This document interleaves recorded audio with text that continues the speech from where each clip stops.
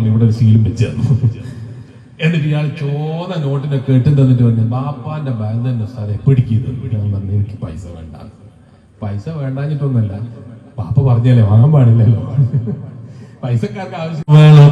മനുഷ്യരിലല്ല തവക്കുല് വേണ്ടത്. ആരെങ്കിലും റബ്ബിന് ഭാരമേൽപ്പിച്ചാൽ അവൻ അല്ലാഹ് മതിയായവനാണ്. വിവാഹ നിശ്ചയാണ്. വിവാഹത്തിന്റെ നിശ്ചയം നടക്കുമ്പോ പുതിയാപ്പിള ഇങ്ങനെ ചിന്തിക്കുക, പഠിച്ചോനെ ഭാര്യന്റെ ഒപ്പം എനിക്കെന്താ തരിക അല്ലെ, എത്ര പവനാണ് ഈ പഠിച്ചോനെ കൊണ്ടുവരിക. ഈ ചിന്താഗതി ഉണ്ടാകരുത്. അവള് പവനില്ലാതെ വരട്ടെ, അവളെ നമ്മള് പവനാക്കൂന്ന് ചിന്തിക്കുന്നീങ്ങള്. ഒരു പവൻ പോലും ഇല്ലാതെ അവള് വന്നാലും അവളെ ഞാൻ പവനായി സ്വീകരിക്കുമെന്ന് ചിന്തിക്കുക. അപ്പൊ പവൻ ഉണ്ടാക്കി കൊടുക്കാനുള്ളത് തരും. ഭർത്താവ് ഭാര്യന്റെ ഉപ്പാന്റെ കയ്യിൽ എന്തുണ്ട് എന്നല്ല നമ്മൾ നോക്കേണ്ടത്, നമുക്ക് എന്തുണ്ടാക്കാൻ കഴിയുമെന്ന് ചിന്തിക്കുക. എന്റെ കൂട്ടുകാരായ ചെറുപ്പക്കാരെ, അതിന്റെ പേരിൽ ഒരിക്കലും ഞാൻ വിവാഹം കഴിക്കുന്ന പെണ്ണിന്റെ വാപ്പാക്ക് വിഷമുണ്ടാകരുത്. ഞാൻ വിവാഹം കഴിക്കുന്ന പെണ്ണിന്റെ വാപ്പക്ക് ഒരു ചെറിയ മാനസിക പ്രയാസം ഉണ്ടാകരുത്.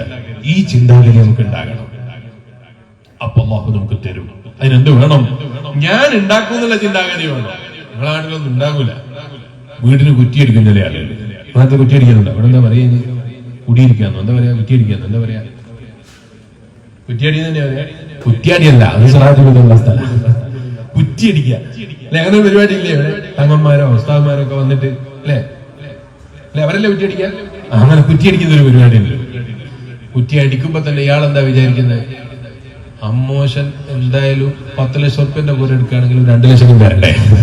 ഇത് കണക്കൂട്ടിയിട്ടാകരുത് പോലെ എടുക്കുന്നത് ഞാൻ പറഞ്ഞു.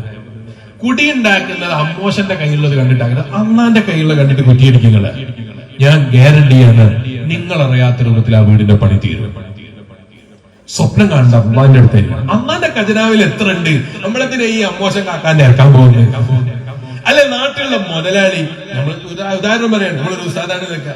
നമ്മളെ മുതലാളി, നമ്മളെ ഉസ്താദ് ആവുമ്പോ നമ്മൾ ഇങ്ങനെ തോന്നുക, സെക്രട്ടറി കുഴപ്പമില്ലാത്ത പൈസക്കാരനാണ്, പ്രസിഡന്റ് അതിനേക്കാൾ ഉഷാറാ, ട്രഷറർ ആയെന്ന് അയാൾ മുതലാളിയുണ്ട്, അയാൾ എന്തായാലും കുറ്റിയടിക്ക് വിളിച്ചാൽ കുഴപ്പമൊന്നും ഉണ്ടാവില്ല, അയാൾ എന്തായാലും സഹായിക്കും. ഈ ചിന്താഗതി നമുക്ക് ഉണ്ടാകരുത്.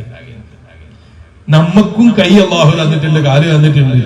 ദീനി സേവനം ചെയ്യുമ്പോ 5 പൈസ കിട്ടിയില്ലെങ്കിലും ഞാൻ റെഡിയാണ്, അതിനു വേണ്ടി ആയിരിക്കണം എന്റെ ജീവിതം എന്നുള്ള മനസ്സ്. അവർ തരട്ടെ തരാതിരിക്കട്ടെ, നമുക്ക് മനസ്സിനൊരു പുളിപ്പോ ഒരു വിഷമോ ഉണ്ടാകരുത്. അങ്ങനെ നമ്മൾ അല്ലാഹുവിലേക്ക് തവക്കുലാക്കണം. നമ്മൾ 1000 മേലിൽ തവക്കുലാക്കിയാൽ നമുക്ക് പണ്ടത്തെ 100 കിട്ടും, 200 കിട്ടും, 500 കിട്ടും, കിട്ടിയ 500 കിട്ടും, അല്ലെ 1000 കിട്ടും. 1000 തന്നാലും ഈ വലിയ തരല് തന്നാലും 5000 തരൂലേ. ഒരു മൂക്കിൽ വലിക്കുണ്ടാവോ ഈ സാധനം? 5000 റുപ്യ ഇട്ടാൽ ഇന്നത്തെ ഹോസ്പിറ്റലിൽ പോയാൽ മതിയാവോ? ഒരു ഹോസ്പിറ്റലിൽ കിടക്കേണ്ടി വന്ന ഒരു പല്ലുവേദന കൊടുത്താൽ മതിയാവോ? 5000 5 കോടി കിട്ടിയാൽ മതിയാവോ? നമുക്ക് തവക്കുലാക്കാൻ അല്ലാഹു എന്നെ നമുക്ക് തന്നില്ലേ? റബ്ബ് പറയാണ്, നിങ്ങൾ എന്നോട് ചോദിക്കുക. ഏത് മുതലാളി ഇങ്ങനെ പറയാൻ? നമ്മളെ പോസ്റ്റ് ചെയ്യുന്ന സെക്രട്ടറി പറയോ, നിങ്ങൾക്ക് എന്തുണ്ടാവും നിങ്ങൾ എന്നോട് ചോദിച്ചോളി, ഞാനാ സെക്രട്ടറി, റെഡിയാണ്, ഉച്ചക്ക് ഭക്ഷണം ഇല്ലേ എന്നെ വിളിച്ചോന്ന് പറയുന്നത് സെക്രട്ടറി കിട്ടും. ഉസ്താദ്മാരെ കിട്ടില്ല. പിന്നെ എന്തിനാ നമ്മൾ ഈ സെക്രട്ടറിമാരെ പിന്നാലെ പോകുന്നത്? നമ്മളെന്തിനാ ഈ പ്രസിഡന്റിന്റെ പിന്നാലെ പോകുന്നത്? അല്ല പറയാണ്, നിങ്ങൾ എന്നോട് ദ്വാരക്കി അസ്തജിബിലക്കും ഞാൻ ഉത്തരം തരും. ഒരു ബാപ്പാക്ക് പറയാൻ പറ്റുമോ? അത്ര ധൈര്യത്തിൽ ഇന്നത്തെ കുട്ടികളോട് മക്കളെ നിങ്ങൾക്ക് വേണ്ടൊക്കെ ചോദിച്ചോളി ഞാൻ തരാന്ന് പറയാൻ ഒരു ബാപ്പാക്ക് കഴിയോ? ഇന്ന് കഴിയൂല. പറഞ്ഞാ കുട്ടികൾ ഇന്നത്തെ കുട്ടികളല്ലേ, ചോദിക്കുമ്പോ നമുക്ക് പിടിച്ചിരിക്കാനും പറ്റുമോ? കാരണം ആയിട്ടാ ചോദ്യമല്ലേ ചോദിക്കുക. കുട്ടികൾക്കൊന്നും ഇപ്പൊ ടൊയോട്ടന്റെ കാറൊന്നും വേണ്ട, ബെൻസേ വേണ്ടു. അതും ഇപ്പൊ കടന്നു. ഇപ്പൊ റേഞ്ചർ ഓവറൊക്കെ കഴിഞ്ഞു. റേഞ്ചിന്റെ ഓവറായാലേ കുട്ടിക്ക് തൃപ്തിയേ ഉള്ളൂ. നിങ്ങളെ മക്കളോട് ചോദിച്ചു നോക്കി, നിങ്ങളെ മക്കൾക്ക് ആർക്കെങ്കിലും മാരുതി ഉണ്ടോ പേരറിയോ? ഞാൻ ചോദിക്കും, നിങ്ങളെ മക്കളോട് നിങ്ങൾ വിളിച്ചിട്ട് ഇന്ന് വീട്ടിൽ പോയിട്ട് മോനെ ഒരു കാറിന്റെ പേര് പറയാൻ തരാം. ആര് പറയും നമ്മളെ മക്കളോട്? മാരുതി 800 അൾട്ടോ എന്നൊക്കെ പറയുന്നത് എത്ര കുട്ടികളുണ്ടാവും? നിങ്ങളെ കുട്ടികളൊന്ന് വിലയിരുത്തി നോക്ക് വീട്ടിൽ പോയിട്ട്. അല്ലെ നമ്മളെ മദ്രസയിലെ ഉസ്താദ്മാരില്ലേ, നിങ്ങളെ ഉസ്താദ്മാർ നിങ്ങൾ കുട്ടികളോടൊന്ന് ചോദിച്ചു നോക്ക്, ഏത് കുട്ടിയായിരുന്നു അൾട്ടോന്റെ പേര് പറയാനില്ല? ആരും പറയൂല. അവർ പറയും BMW അല്ലേ. അവര് പറയുന്ന കേൾക്കണം നിങ്ങൾ. എന്താ അതിന്റെ സ്ഫുടമായ രൂപത്തില് അതിന്റെ വില അവർക്കറിയാം, അത് ഇറങ്ങുന്ന സ്ഥലം എവിടെയാണെന്നറിയാം, ഏത് കമ്പനിയാണെന്നറിയാം, അതിന്റെ രൂപം അറിയാം. ആ മത്തി വെച്ച പോലെ ഒന്നല്ല കേട്ടോ, അത് അയക്കൂറ പോലെയാണ് കുട്ടികൾ പറഞ്ഞു അല്ലെ. ആ കാലത്തെ കാറിങ്ങനെ പോകുമ്പോൾ രസമുണ്ടല്ലോ. കുട്ടികൾ ഇങ്ങോട്ട് ഇങ്ങനെ നമ്മളെ പഠിപ്പിച്ചു തരും അല്ലെ. നമ്മൾ ഇതുവരെ കേൾക്കാത്ത കാറും മൊബൈലും ഒക്കെ മക്കളെ മൈൻഡിൽ ഇപ്പൊ റെഡിയാണ്. അവരിങ്ങനെ അതിങ്ങനെ സ്വപ്നം കാണാണ്. അപ്പൊ പോയിട്ട് നമ്മളെ ആൾട്ടോ കാറോ നമ്മളെ ഇന്നോവ എന്നിട്ട് അവരെ പോയിട്ട് കാര്യമില്ല. അതുപോലെ അതൊന്നും വേണ്ട. ഇപ്പൊ ഞാനിവിടെ വരുന്ന വഴിയിൽ എന്റെ മോനുണ്ടായിരുന്നു മുന്നില്. ഞാൻ മോനോട് ചോദിച്ചു, മോനെ എനിക്കെന്താ ആകണ്ടേന്ന് ചോദിച്ചു. എന്നോട് പറഞ്ഞു, എനിക്ക് എന്റെ ഉപ്പാപ്പന്റെ മാതിരി ആയാൽ മതി, എന്റെ വാപ്പന്റെ മാതിരി ആയാൽ മതി എന്ന് പറഞ്ഞു. ഞാൻ അൽഹംദുലില്ലാഹ് അള്ളാഹു അങ്ങനത്തെ ആക്കി തട്ടെ. കുറച്ച് കഴിഞ്ഞപ്പോ ഒരു കാര്യം അത് ബെൻസാ പോകുന്നതെന്ന് ചോദിച്ചു എന്നോട്. കുട്ടികളെ മെന്റാലിറ്റി ആയി പറയും. എന്റെ മോൻ മാത്രം നിങ്ങളെ എന്നെ നോക്കിയിട്ട് പേടിപ്പിക്കണ്ട, സ്വന്തം മോനൊന്ന് വിളിച്ച് ചോദിച്ചു നോക്കി, ഇതിനേക്കാളും കടുപ്പുള്ള പേരൊക്കെ നിങ്ങൾക്ക് കിട്ടൂ. അപ്പൊ ഞാൻ പറഞ്ഞു വന്ന് നമ്മളെ കുട്ടികളുടെ മൈൻഡ് സെറ്റ് എങ്ങനെയാണ്. അപ്പൊ ഞാൻ പറഞ്ഞു വന്ന് നമ്മൾ ചിന്തിക്കേണ്ടത് ഒരിക്കലും മൊയ്യാർക്ക് ചിന്തകൾ ഉണ്ടാകേണ്ടത് സെക്രട്ടറിയുടെ പോക്കറ്റല്ല. ഒരു ബാപ്പാക്കും ഒരു മോനിക്കും കൊടുത്ത് തൃപ്തിപ്പെടുത്താൻ കഴിയോ? ഒരു ബാപ്പാക്ക് ഒരു മോനിക്ക് ജീവിതം തീർത്തും കൊടുത്താൽ ഒരു മോനെ തൃപ്തിപ്പെടുത്താൻ കഴിയൂല കേട്ടോ. ദുന്യാവാണോ തൃപ്തിപ്പെടുത്താൻ കഴിയൂല. കാരണം ആ മകൻ പിന്നെയും വിചാരിക്കും, ഉപ്പാക്ക് ഇനിയും ഞാൻ അറിയാത്ത കുറെ ഉണ്ട്, ഇയാൾ എന്തിനാ പൊത്തിയിട്ട് മരിച്ചാൽ എന്തായാലും കിട്ടാനുള്ള നമുക്ക് ചിന്തിക്കുക. അത് ദുന്യാവാണോ? അത് മാക്ഷമായ സാധനമാണ്. എന്തായാലും കുട്ടികളെ മൈൻഡിലുണ്ടാവും. എന്റെ വാപ്പ എനിക്ക് വീടെടുക്കാൻ വേണ്ടി 15 സെന്റ് ഉള്ളതാ ഞാൻ പറയുന്നത്. 15 സെന്റ് ഭൂമി എനിക്ക് വീടുണ്ടാക്കാൻ വേണ്ടി തന്നു. വീടെടുത്തിട്ട് കുറച്ച് ദിവസം കഴിയുമ്പോൾ മോന് കുറച്ചുകൂടി എനിക്ക് തരൂല. ഞാൻ തമാശക്ക് ചോദിച്ചു. എന്റെ തമാശ അവിടെ കിട്ടാൻ വേറെ മക്കളോട് വെക്കാം. അത് ഏത് മക്കളും ചോദിക്കൂലേ? കിട്ടൂ തോന്നിയാൽ എല്ലാരും ചോദിക്കും. കിട്ടിയ വാങ്ങലൊക്കെ അത് കുട്ടികളെ മിടുക്കാണ്, അത് വേറെ വിഷയം. അത് കുട്ടീന്റെ മിടുക്ക് പോലെ ഉണ്ടാവും. ഞാൻ പറഞ്ഞത് ആഗ്രഹമില്ലാത്തൊരു മക്കളും ഉണ്ടാവോ? എല്ലാ മക്കൾക്കും ആഗ്രഹങ്ങൾ ഉണ്ടാവും. അത് എത്ര കൊടുത്താലും ഓരോ തൃപ്തിപ്പെടുത്താൻ നമുക്ക് പറ്റുകയില്ല. അതേ സ്ഥാനത്തിന്റെ ഈമാനുള്ള വിശ്വാസികളെ ആഗ്രഹിക്കേണ്ടത് വാപ്പൻ്റെതല്ല, ആഗ്രഹിക്കേണ്ടത് മക്കളതുമല്ല, ആഗ്രഹിക്കേണ്ടത് ആരാന്റതുമല്ല. എന്നോടും നിങ്ങളോടും അല്ല പറയാണ്, നിങ്ങൾ എന്നോട് ദുആ ചെയ്തോ, അസ്തജിബ് ഞാൻ നിങ്ങൾക്ക് ഉത്തരം തരാം. എന്തൊരു നല്ല വാക്കാ. നിങ്ങൾ ദുആ ചെയ്താൽ ഞാൻ ഉത്തരം തരൂന്ന് അല്ല ഇങ്ങോട്ട് പറയാണ്. നിങ്ങൾ ചോദിച്ചോളി, ഞാൻ തരാം. ഈ ഒരു ചോദ്യത്തിനാ അല്ലാഹു നമ്മളോട് പറഞ്ഞിട്ടുള്ളൂ. നമ്മളോട് ഒന്നും പറഞ്ഞില്ല. നിങ്ങൾ ചോദിച്ചാൽ ഞാൻ നിങ്ങൾക്ക് തരൂന്നാ പറഞ്ഞത്. ആ റബ്ബിലാകണം നമ്മുടെ പ്രതീക്ഷ. ഒരിക്കലും നമ്മളെ തവക്കുൽ ആചാര പോക്കറ്റാകരുത്. അല്ലാഹുവിൽ ഭാരമേൽപ്പിച്ചാൽ അവൻ അല്ലാഹു മതിയായവനാണ്. അല്ലേ? അല്ലാഹു മതിയായവനാണ്. അലൈസല്ലാഹു ബികാഫിൻ അബ്ദാ. അല്ലാഹു ചോദിക്കുകയാണ്, അടിമക്ക് അല്ലാഹു മതിയായവനല്ലേ? അല്ലാഹുവാണ് നിന്നെ സൃഷ്ടിച്ച് പറഞ്ഞയച്ചവൻ. അവനെ മതിയായിട്ടില്ലേ അടിമക്ക്? പിന്നെ എന്തുണ്ടായിട്ടെന്താ കാര്യം? അല്ലാഹുവിലായിരിക്കണം നമ്മുടെ മനസ്സ്. ആ മനസ്സുണ്ടാകുമ്പോഴാണ് നമുക്ക് വിജയം കിട്ടുന്നത്. അതാണ് ഒന്നാമത്തത് ഞാൻ പറഞ്ഞല്ലോ. അത് ഉമ്മനെയും ബാപ്പനെയും പരിഗണിച്ചിരിക്കണം. രണ്ടാമത്തത് ഹബീബായ നബി സല്ലല്ലാഹു അലൈഹി വസല്ലം ഖുർആൻ ഓതിയിട്ട് നമ്മളെ പഠിപ്പിക്കേണ്ടത് ലാ യജ്തമിഉ ശഖാവാ, പരാജയം ഒരുമിച്ച് കൂടൂല. ഇഖ്ലാസോടെ പ്രാർത്ഥിക്കുന്ന കരങ്ങളുണ്ടോ? ഇഖ്ലാസോടെ പ്രാർത്ഥിക്കുന്ന ഹൃദയമുണ്ടോ? അവന്റെ ജീവിതത്തിൽ പരാജയം സംഭവിക്കൂല. അഷ്റഫുൽ ഖൽഖ് മുഹമ്മദുർ റസൂലുള്ളാഹി സ്വല്ലല്ലാഹു അലൈഹി വസല്ലം വലമ്മകും ബിദുആഇക റബ്ബി ശഖിയാ. ആരോദിട്ട് നമ്മളോട് പറയാണ്, മനുഷ്യന്റെ ജീവിതത്തിൽ പരാജയം സംഭവിക്കൂല. മൂന്നാമത്തത് ഖുർആൻ ഓതിയിട്ട് അവിടെ നമ്മളെ പഠിപ്പിക്കേണ്ടത് റിയൽ നോക്കിയവൻ പരാജയപ്പെടൂല എന്നല്ല, ഇൻസ്റ്റഗ്രാമിൽ അക്കൗണ്ട് ഇല്ലാത്തവൻ തോറ്റു പോകൂന്നല്ല. മറിച്ചോ ഖുർആൻ എന്നോട് നിങ്ങളോട് പറയാണ്, എന്താ പറഞ്ഞത്? മാ അൻസൽനാ അലൈക്കൽ ഖുർആന ലിതശ്ഖാ. ഖുർആനാകുന്ന ഏടിൽ നിങ്ങൾക്കൊരു അക്കൗണ്ട് ഉണ്ടോ? അതിലുള്ള മലായിക്കത്തിനെ ഫോളോ ചെയ്യുന്നുണ്ടോ? സാലിഹീങ്ങളെ ഫോളോ ചെയ്യുന്നുണ്ടോ? അതിലുള്ള ചരിത്രങ്ങളെ കുറിച്ച് മനസ്സിലാക്കുന്നുണ്ടോ? ആഖിറം സമ്പാദിക്കുന്നുണ്ടോ? ഖുർആൻ മുറുകെ പിടിച്ചൊരു ജീവിതത്തിന് പരാജയമില്ല. അല്ലാഹുവിന്റെ ഖുർആൻ. വീണ്ടും അല്ലാഹുവിന്റെ ഹബീബ് നബി സല്ലല്ലാഹു അലൈഹി വസല്ലം ഖുർആൻ ഓതിയിട്ട് പറയുന്നു, ഫമനിത്തബഅ ഹുദായ. അങ്ങനെ ആരെങ്കിലും സന്മാർഗത്തെ പിന്തുടർന്ന് ജീവിച്ചാൽ ഫലാ യദില്ലു വലാ യശ്ഖാ. അവന്റെ ജീവിതത്തിലും പരാജയമില്ല. സന്മാർഗത്തിന്റെ വഴി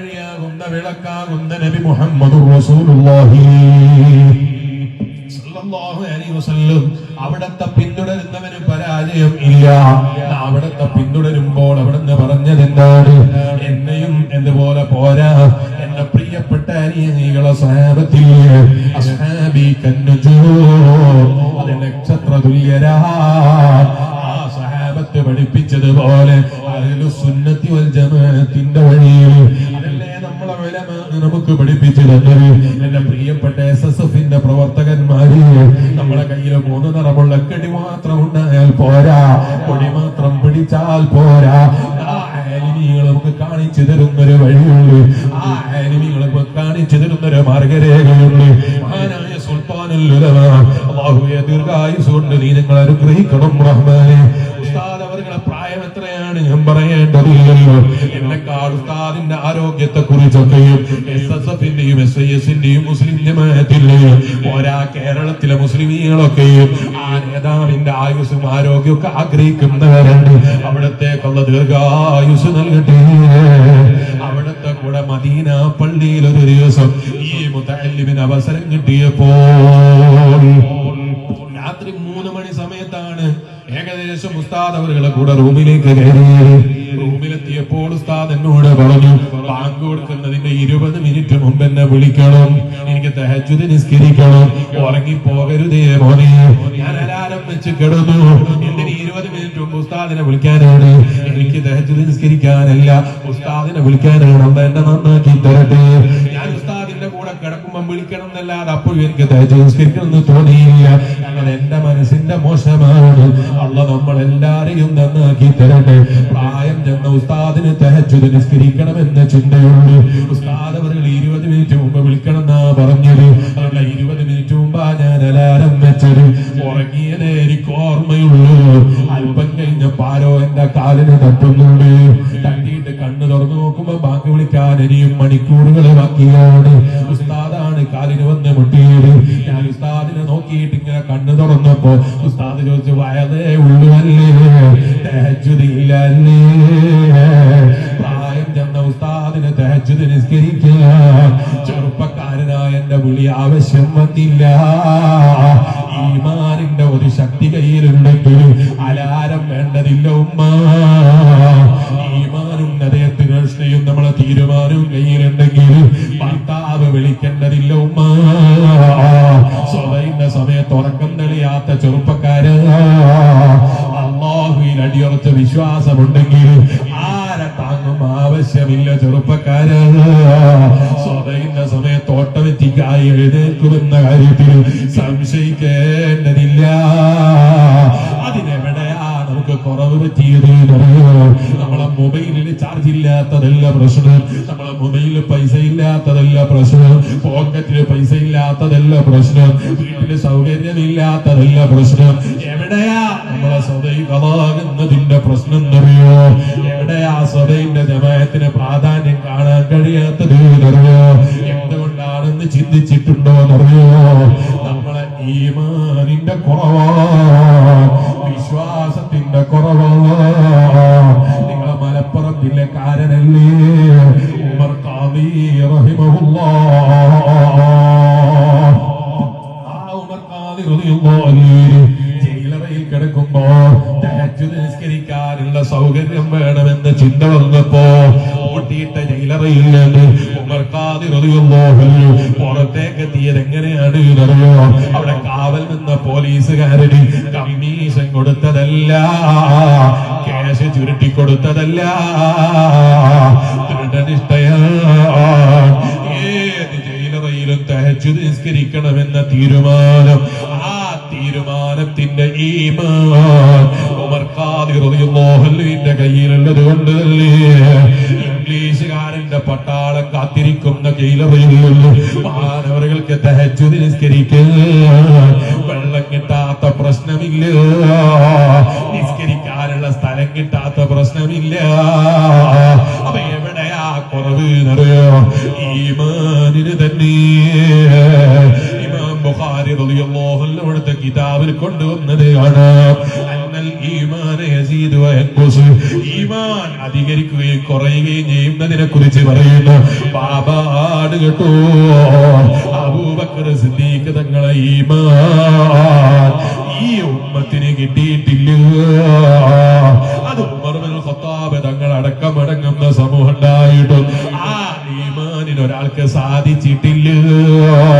അത് ഈമാനിന്റെ പവറാ.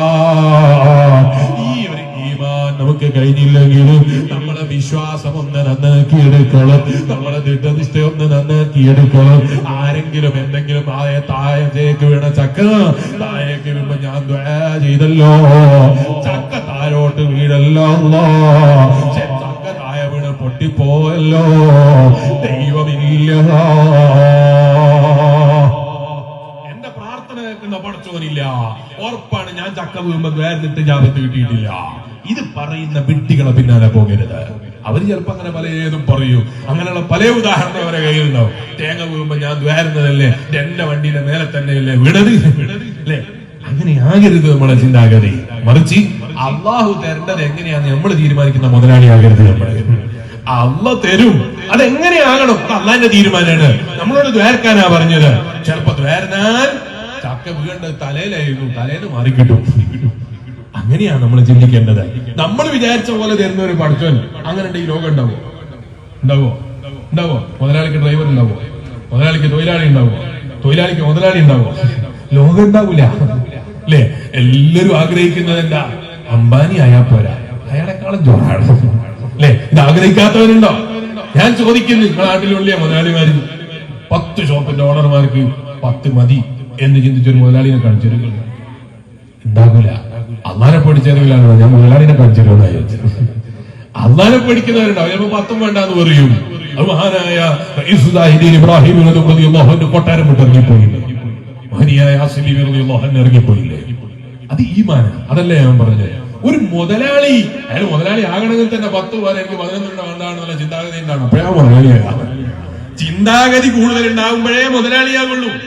100 ഷോപ്പുള്ള അല്ല 100 ചില്ലാനും ഷോപ്പുള്ള ഒരു മുതലാളിന്റെ അടുക്കല് ഞാൻ എന്റെ വാപ്പന്റെ കൂടെ പോയിട്ടുണ്ട്. പേരൊന്നും ഞാൻ പറയുന്നില്ല. അയാൾ വാപ്പനോട് സങ്കടം പറയാൻ കേട്ടിട്ടില്ല. നേർക്കാനായിരിക്കാം, അയാൾ സങ്കടം പറയാണ്. അയാൾക്ക് സങ്കടേ പറയാനുള്ളൂ. പേരോടെ ഇപ്പൊ ഒന്നും പറയണ്ടെന്നാ പറയാം. ഭയങ്കര സങ്കടത്തില്ല. ഞാൻ കേട്ടതാ ഞാൻ പറയുന്നത്. അത് 100 ചില്ലാനുണ്ടായാലും സങ്കടങ്ങൾ ഉണ്ടാവും. സങ്കടം തീർന്നിട്ട് ദുനിയാവുണ്ടാവില്ല. അത് തീരണോ കവിളത്തെ മണ്ണ് വരേണ്ടി വരും. അത് ഇല്ലാതെ ദുനിയാവിൽ നമുക്ക് സമാധാനം കിട്ടില്ല. ദുനിയാവിനെ ആഗ്രഹിച്ചിട്ട് മുതലാളിയാകണമെന്ന് ആഗ്രഹിച്ചവന് കിട്ടിയത് മതിയാകൂല. അതിന് സംശയിക്കണ്ടില്ല. അത് ഞങ്ങൾക്ക് പരിശോധിക്കണോ? എന്നാ സ്വന്തത്തിലൊന്ന് മുതലാളിയാകും. അപ്പോഴും അങ്ങനെ തന്നെയാകല്. അയാളെ തെറ്റിദ്ധരിക്കണ്ട. അല്ല ഞാനപ്പോ മുതലാളി അയാളായിരിക്കും ഒന്നും നിങ്ങൾ ചിന്തിക്കണ്ട. ആരും ആയിക്കോട്ടെ, നമ്മളത് ചിന്തിക്കണ്ട. ഞാൻ പറഞ്ഞത് നമ്മളായാലും നമ്മക്കും അതേ ചിന്താഗതി ആയിരിക്കും. അപ്പോഴേ മുതലാളിയാകുള്ളൂ. അപ്പൊ ഞാൻ പറഞ്ഞത് എല്ലാവരുടെയും ആഗ്രഹവും വലിയ മുതലാളിയാണെന്നാ. ചെറിയ മുതലാളിയാണെന്നല്ല അല്ലെ? ചെറിയ അംബാനിയാണ്, വലിയ അംബാനി. അയാളെക്കാളും വലിയ അംബാനിയെക്കാൾ വലുതാകണം എന്ന് ആഗ്രഹിക്കാത്ത ഒരു മുതലാളിയാണ്. അങ്ങനെയാകുമ്പോ ലോകം ഉണ്ടാവോ? ഉണ്ടാവോ? എല്ലാവരും എപ്പിസാദാകണം, എല്ലാവരും തങ്ങളാകണം. എനിക്ക് ഭയങ്കര ആഗ്രഹം തങ്ങളാകണോ? ആവോ? എല്ലാവർക്കും ആഗ്രഹമാണ്. ആഗ്രഹിക്കുന്നത് എന്താ കുഴപ്പം? അങ്ങനെ ആഗ്രഹിച്ചു കഴിഞ്ഞാൽ അവന്റെ ആഗ്രഹത്തിനനുസരിച്ച് അന്നിങ്ങനെ കൊടുക്കുക. ലോകം ഉണ്ടാവോ? എല്ലാം തങ്ങന്മാര്, നാടന്മാരില്ലേ, പിന്നെ തങ്ങന്മാർക്ക് എന്ത് ബഹുമാനാ? എന്നെ പോലത്തെ തങ്ങളല്ലാത്തവനുണ്ടാകുമ്പോഴാ തങ്ങൾക്ക് ബഹുമാനം ഉണ്ടാകല് അല്ലേ? അതുപോലെ മുതലാളിക്ക് തൊഴിലാളി ഉണ്ടാകുമ്പോഴാ മുതലാളിയാകല്.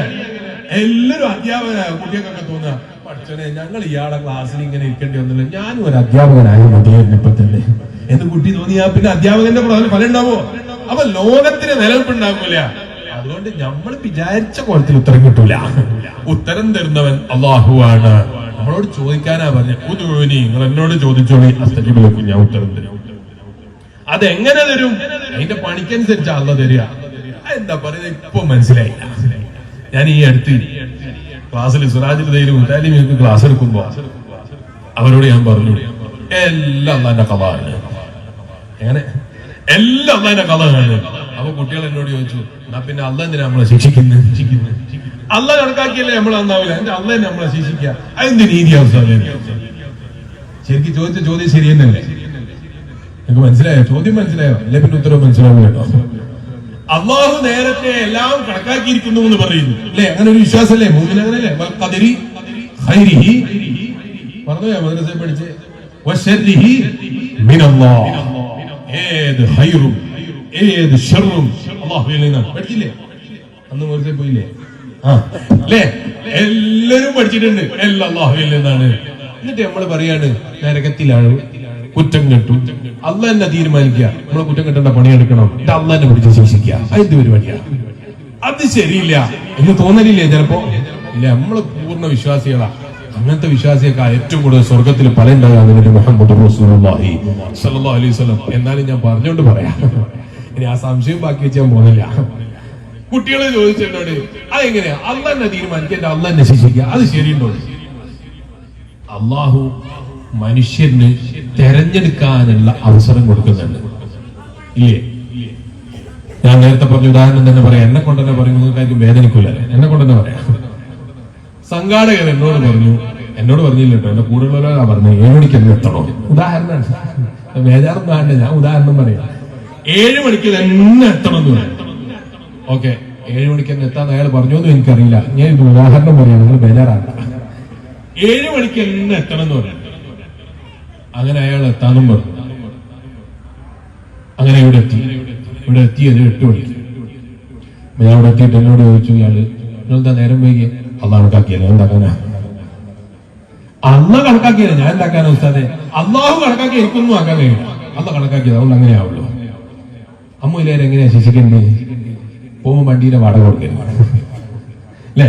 അതുപോലെ അയാൾ വന്ന വകയില് അയാൾക്ക് ഒന്നും കൊടുക്കരുത്. എനിക്ക് തന്നില്ലേ പേടിയൊന്നുമില്ല കേട്ടോ. ഞാൻ പണ്ടേ ഇത് ബിസിനസ്സായി കണ്ടിട്ടില്ല. അൽഹംദുലില്ലാഹ് അല്ലാഹുവിന്റെ തൗഫീഖ് കൊണ്ട് ഇന്ന് വരെ ഒരു സദസ്സിലും, പ്രത്യേകിച്ച് നിങ്ങൾ ഏത് സദസ്സിലും ചോദിച്ചോ, ഇന്ന് വരെ ഒരു സദസ്സിൽ കിട്ടണമെന്ന് വിചാരിച്ച് വയത് പറഞ്ഞിട്ടില്ല. അത് എന്റെ വാപ്പ അങ്ങനെയാ പഠിപ്പിച്ചത്. 2 കൊല്ലം എനിക്ക് ആദ്യം എന്റെ വാപ്പ പഠിപ്പിക്കാൻ വേണ്ടി ഞാൻ ഖത്തറിന് പോകുന്ന സമയത്ത് പറഞ്ഞാൽ കുറെ സമയം പോകും. ഖത്തർ അത് എന്റെ പവർ എന്നല്ല, ബാപ്പാന്റെ പവർ. അള്ളാഹുത്തേക്ക് ദീർഘായുസ്സും കൊടുക്കട്ടെ. ഖത്തറിന് പോകുന്ന സമയത്ത് ഒരു ദിവസം ആ ഡോറിന്റെ അടുത്ത് നിന്നിട്ട് എനിക്ക് നല്ല ഓർമ്മയുണ്ട്. ഞാൻ പോയിട്ട് ചോദിച്ചു, എനിക്ക് വയത് പറയാൻ സമ്മതം തരുമോ എന്ന് ചോദിച്ചു. എന്തായി പോകുന്നത്? ഞാൻ ഖത്തറിനത് തോന്നി, എനിക്ക് വയത് പറയണം, പോകാനാണ് ഞാൻ തമാശ തന്നെ. എന്നിട്ട് എന്നോട് പറഞ്ഞു, വയത് പറഞ്ഞ് പഠിക്കണം. ജനങ്ങളെ മുമ്പിൽ നീ അങ്ങ് ഇറങ്ങേണ്ട ആവശ്യമുണ്ടാവും, പേരോണ്ട മോനെ അവൻ ആളുകൾ എടുത്തുകൊണ്ടു. അവിടെ അങ്ങനെ തുടണ്ട, പള്ളിയിലൊക്കെ പോയി ഊർജി പറഞ്ഞിട്ട് പഠിക്കണം എന്ന് പറഞ്ഞു. ആയിക്കോട്ടെ, ബസിന്റെ പൈസ ആരാ തരാന്ന് ചോദിച്ചു. അത് ഞാൻ തരൂല, 50 പൈസ വാങ്ങരുത്. അങ്ങനെ 2 കൊല്ലത്തോളം ഞാൻ ബാപ്പന്റെ ബസിന്റെ പൈസ വാങ്ങിയിട്ട് വില പോയിട്ടുണ്ട്. അങ്ങനെ ഒരു റമദാൻ നബി എന്റെ നാട്ടിന്റെ അടുത്ത് ഒരാളെ കൂടെ പോയി ഉച്ചക്ക് വേദം കഴിഞ്ഞ് റമദാൻ 29-ന് വേദ കഴിഞ്ഞ് ഇറങ്ങുമ്പോ ഇയാള് അന്ന് 2000-ന്റെ നോട്ടുണ്ട്. ഇന്നല്ല പമ്പകന്റെ പേര് കേസെടുക്കരുത്. 2000 ഭയങ്കര വാപ്പനെ സ്നേഹിക്കുന്ന ആളാണ്. അയാൾ മരിച്ചു, അല്ലാഹു അയാളെ ഖബർ സ്വർഗ്ഗത്തിൽ കൊടുക്കട്ടെ. ഇയാള് കെട്ടിപ്പിടിച്ചിട്ട് എന്റെ ഇവിടെ വന്നിട്ട്